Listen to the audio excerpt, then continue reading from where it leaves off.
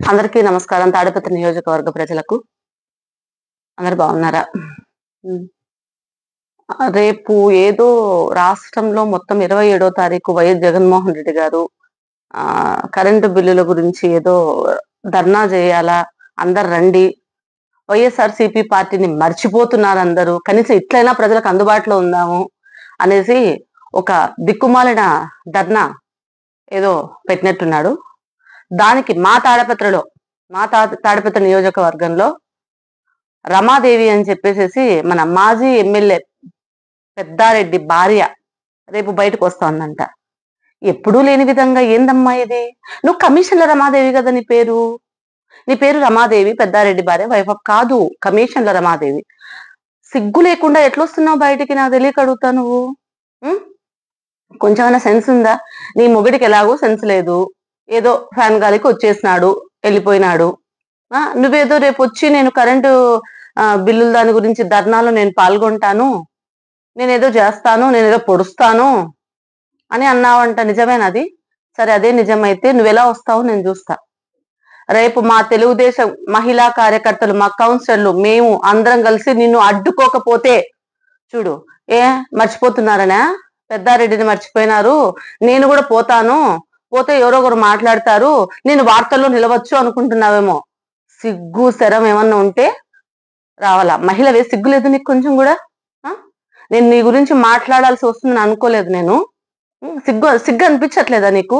నువ్వు మహిళవు, మమ్మల్ని నా మీద 307 కేసులు పెట్టి జైలుకు పంపించినావు, మా కౌన్సిలర్ల మీద 307 పెట్టించావు. మహిళల మీద నేను మాట్లాడుతున్నది, పురుషుల మీద మాట్లాడట్లేదు. వాళ్ళు పెట్టినప్పుడు, కేసులు పెట్టినప్పుడు, నన్ను జైలుకు పంపించినప్పుడు, మా కౌన్సిలర్ మీద 307 పెట్టినప్పుడు నువ్వు మహిళవే కదా తల్లి. నీ మొగిని కూర్చోబెట్టుకొని, అయ్యా రెడ్డి, పెద్దారెడ్డి, నీకు కరెక్ట్ కాదు, ఆడవాళ్ళను జైలుకు పంపించడం ఎంతవరకు కరెక్ట్? నువ్వు మన సంస్కృతి అది కాదు, నువ్వు చెప్పలేకపోయినావా? సిగ్గులే? ఎందుకు చెప్పలే? మొగుడు బాగా దాచుకో ఆ కాన్సెప్ట్ లో ఉన్నాడు అనమాట అప్పుడు 5 ఏళ్ళు. కాబట్టి నీ మొగుడు ఇచ్చిందంతా నువ్వు బీరువాలో పెడుతున్నావు, ఏమనేం పట్టించుకోలే. కమిషన్లు తీసుకుంటూ బతుకు సాగించుకున్నారు. ఇప్పుడు ప్రభుత్వం లేకపోయేసరికి నీ మొగిని రానేయడం లేదు కదా తాడిపత్రిలోకి. కాబట్టి నువ్వేం చేస్తున్నావు? నువ్వు బయటకు వస్తున్నావు. ఇంకొకటి, మీరు ప్రభుత్వం ఉన్నప్పుడే ఆసుపత్రి పాలెంలో 2 ఆడవాళ్లను పెట్రోల్ పోసి అంటించినారు. బయటకు వచ్చినావా అప్పుడన్నా? అరే, ప్రభుత్వం మనది, మనం ఇలా చేస్తే ఎట్లా? 2 మహిళలకు ఇంత అన్యాయం జరిగింది, వాళ్ళ కుటుంబం రోడ్డున పడింది, వాళ్ళ పిల్లలు రోడ్డు మీద ఉన్నారే అని నీ వంతు సహాయం నువ్వేమైనా చేసావా అప్పుడు? అప్పుడు కనీసం పరామర్శించినావా వాళ్ళను? ఆ పాపను కూడా పోలేదు. సిగ్గు లేకుండా నువ్వు మళ్ళా బయటికి రేపు తగుదునమ్మారా? నువ్వు రా, ఫస్ట్ ఈ కథ చూస్తాం. నువ్వెంత మటుకు చెప్తా. నెక్స్ట్, నాకు ఇంకో మాట తెలిసింది ఏంటంటే, ఎల్లనూరు మండలం వాసాపురం గుర్తుందా?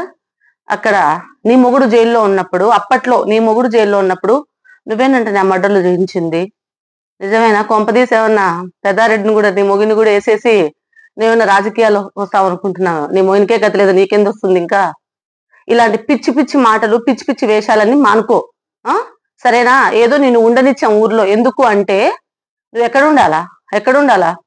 వాళ్ళ మీ ఊరికి వెళ్ళిపోలే, తిమ్మంపల్లికి.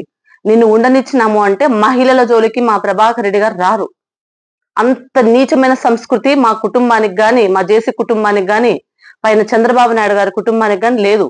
మీ కుటుంబానికి ఇవన్నీ బాగా మామూలే. కాబట్టి ఒళ్ళు దగ్గర పెట్టుకో. రేపు దయచేసి నువ్వు వస్తున్నావు అంటే ప్రతి ఒక్కరికి చెప్తున్నాను, వైఎస్ఆర్సీపీ కార్యకర్తలకు, వైఎస్ఆర్సీపీ తాడిపత్రిలో ఉండే వాళ్లకు ఎవరైనా బయటకు వచ్చినారు అంటే ఖచ్చితంగా ముట్టడిస్తాం. ఏదేదో మాట్లాడుతున్నారు, ఇంకా చాలు, వద్దమ్మా. రమాదేవి, పెద్దారెడ్డి పెన్లామా, ఇంకా చాలు. నువ్వు బయటికి రావద్దు. వస్తే మాత్రము రేపొద్దున మా తెలుగుదేశం మహిళా కార్యకర్తలు, మేము, మా కౌన్సిలర్లు అందరూ నీ ఇంటిని ముట్టడిస్తాం, నిన్ను రానియం. బయటికి రావాలంటే ప్రజల్లో ఉండాలా. ప్రజలకు 500 నోటు ఇస్తే సరిపోదు, గుర్తుపెట్టుకో. సిగ్గు సరం ఉంటే బయటికి రావద్దు నువ్వు.